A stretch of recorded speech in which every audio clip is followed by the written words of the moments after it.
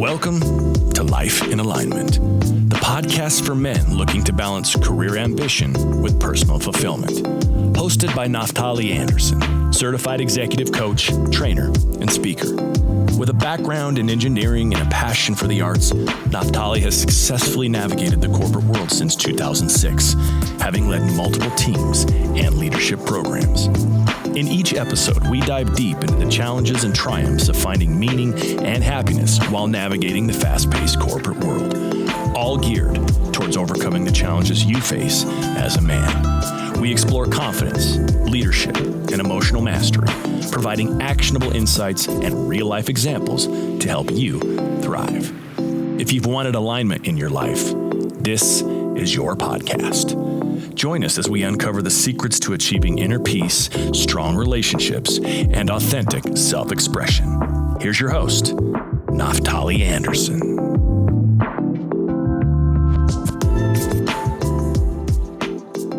All right, so this is part 2 of me talking about my marriage, deciding to divorce. I talked about finding more value in myself and realizing how unhealthy the marriage was and that I didn't feel like it was the best example for my kids. You know, I ended part 1 reconnecting with the only person that had my heart before my wife, but, you know, ended up breaking it. And in that situation, I reconnected looking for some closure, a reason why it seemed I was so unlovable, because that was a story that was in my head. That was the only thing that made sense for me to have these experiences, right? But I brought up that conversation. I reconnected only to find out that she had love for me. So with that all being brought up, a lot more conversations happened, right, with this woman. A lot of conversations about the past, about how things really went down and what certain things had meaned and how we may have misinterpreted some things and we hashed some things out. But on both sides, the feelings were pretty mutual. And, you know, it was like over a decade, but the feelings were still pretty strong. Like, this was the first girl that I could say that I had loved. But back to the story, we talked more, right? We eventually hung out. We spent some nights together, and from our initial conversations, I honestly thought like this was like a godsend. Like, it felt right on time. Like, it couldn't have happened any more perfectly. I couldn't have planned it, you know, and it showed me that it's like, hey, you know what? I can be loved. Maybe I'm not so unlovable, you know, I can be appreciated for just who I was. You know, this was somebody that actually helped me to gain courage to share my creative arts, share my poetry, to share my drawings. She helped me to face my dad after 14 years of not seeing him and actually just meeting him face to face and dealing with a lot of pain that I held. She knew me better than 99% of the people in my life, and I thought it would build. I honestly did. But to me, it seemed as quick as it started, it all just ended. And she walked away. And that felt like a knife to the heart.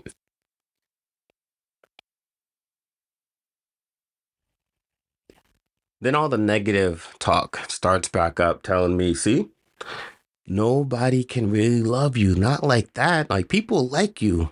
Be happy with that. People like you, but you'll never have that type of relationship. Nobody will actually, truly, deeply care for you in that way. And at that point, I pretty much just lost the little bit of fight that I had left.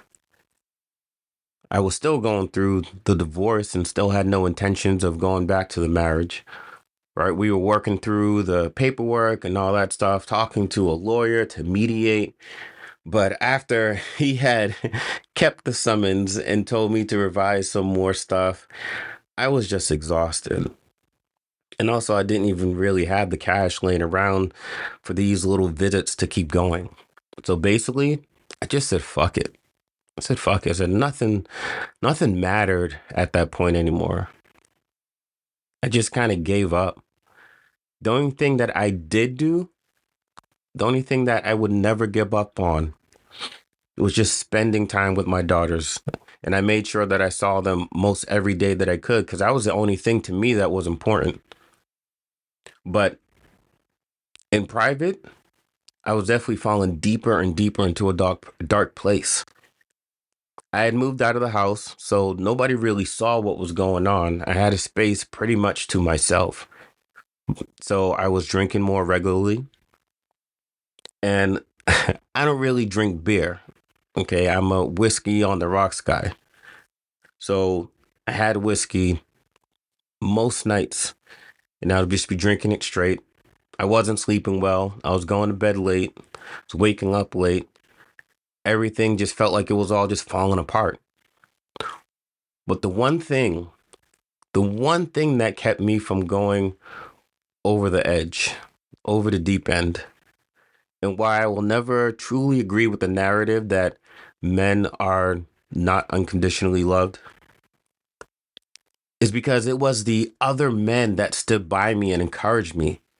And it wasn't about woman bashing or whatever else. It wasn't anything like that. It was just they helped empower me. They helped me to see the light. They helped me to find strength. Okay. And in different seasons of my life, I helped to foster places where men could be vulnerable and be transparent with other men. We could talk about our pains and our hurts and our self judgment, etc.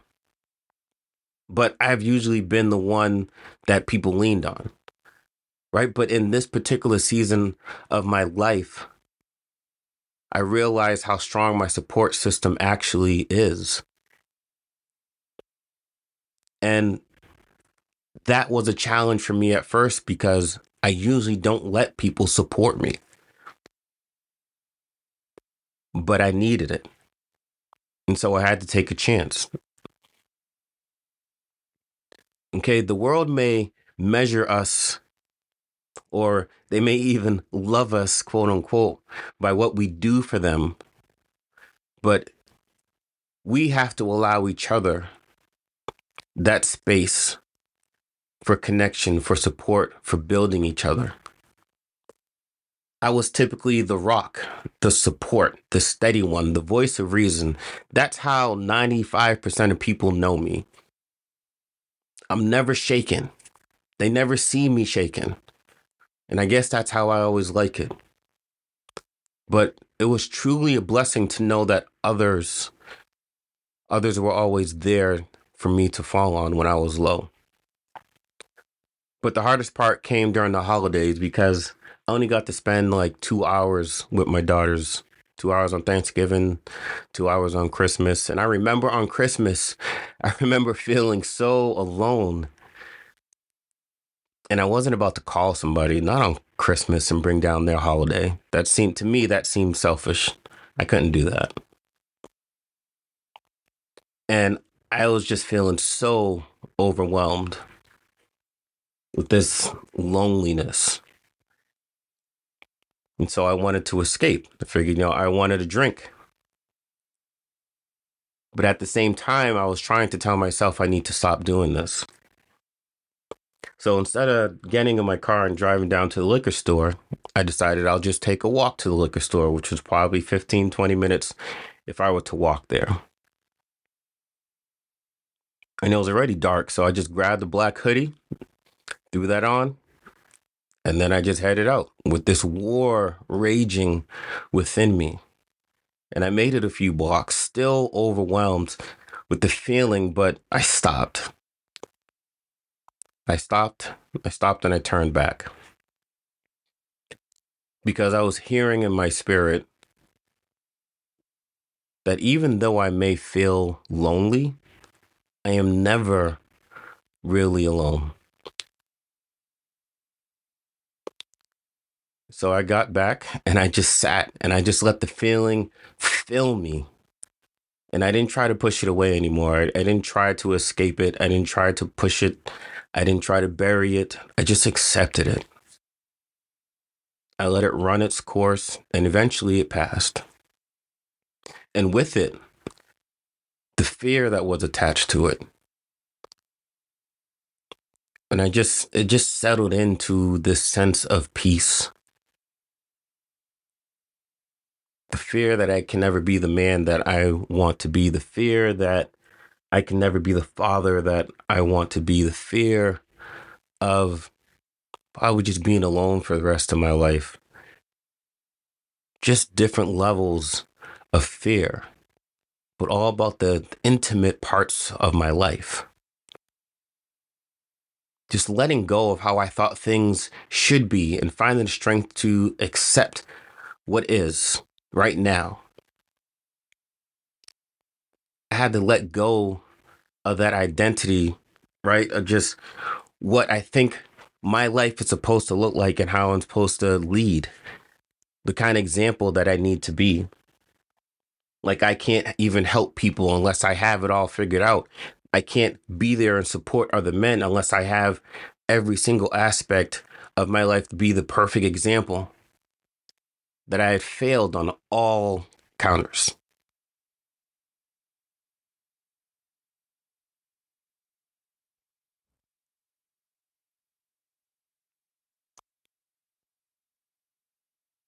A long time ago, I let go of the power of my identity being tied to my job and things like that.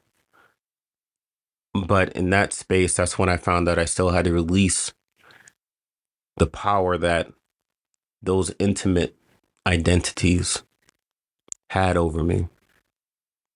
I could no longer let those things decide my value. I didn't need anyone or anything to know my worth anymore. In my eyes, I had lost everything that was important to me.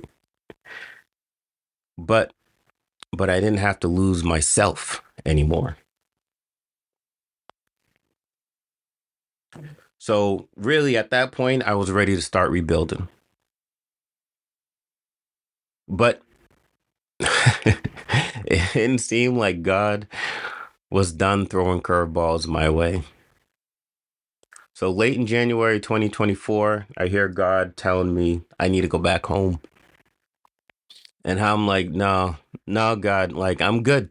That doesn't make any sense. Why now? What are we doing? You finally showed, like, I finally feel okay. And now you're telling me to go back. And I fought it for like 3 months, journaling, praying, just being upset. So many different levels to it. But God has his way of getting me to do things that I really don't want to do. And maybe I'll talk about that a different day, but not today. So we went on a dinner date, my wife and I. We sat down and I told her, I feel like God is telling me I need to move back in. I need to come back. And also I told her about the other woman because I didn't want lies to be clouding around me. I only wanted to move in truth. And long story short, ended up moving back in April 2024. And things have been better. Changes have definitely been made. And she went through a lot of changes and revelations on her own. And she has shown a lot of growth and tries to show her love and support each day. For me, it's definitely been a challenge adjusting back. You know, now I found that it's about trust. Realizing trusting anyone with my heart was something that I had shut myself off to throughout this whole experience. I definitely didn't want to trust women in general when it came to anything like that, getting close to me. No, not to my heart.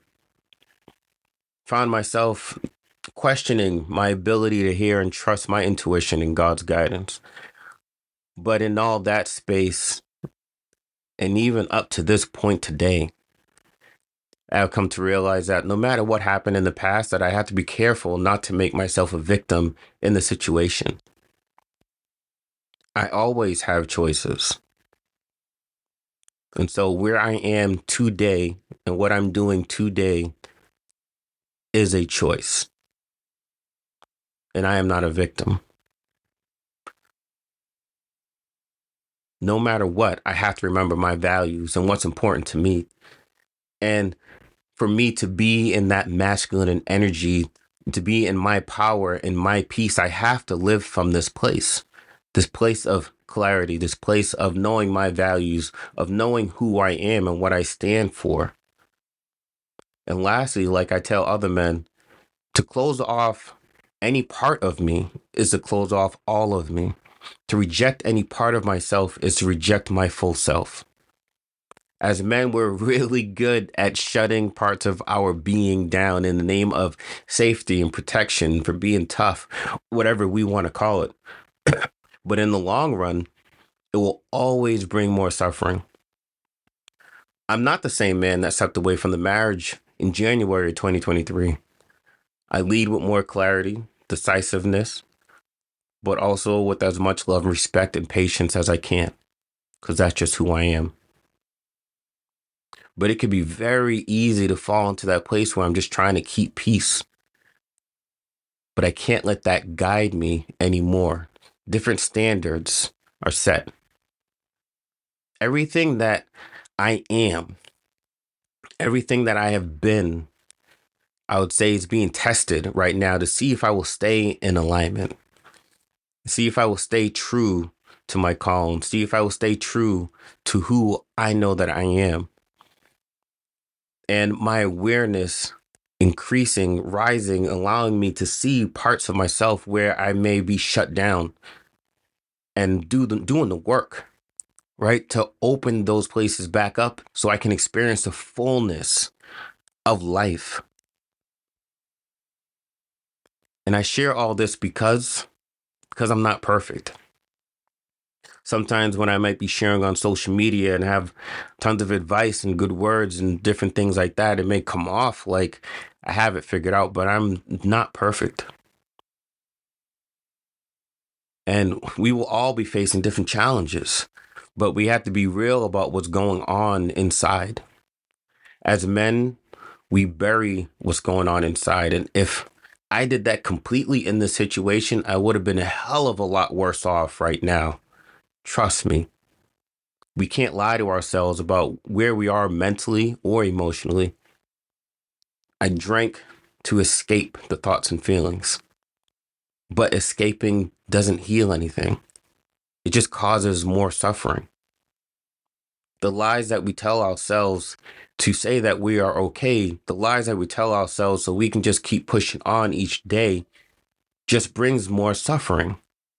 Shutting down causes more suffering, no matter how good or strong it looks on the outside. We have to get into alignment with ourselves, with the facts of the situations, our true feelings about the situations. Escaping only leads to more lies, not freedom. Freedom only can come from accepting the facts of the situation and then making decisions from your true self, which can only happen when we are in alignment. And I appreciate you all listening to this experience of mine. And until next time, this is Naphtali, reminding you, when you master yourself, you master your world. Be the revolution you need today.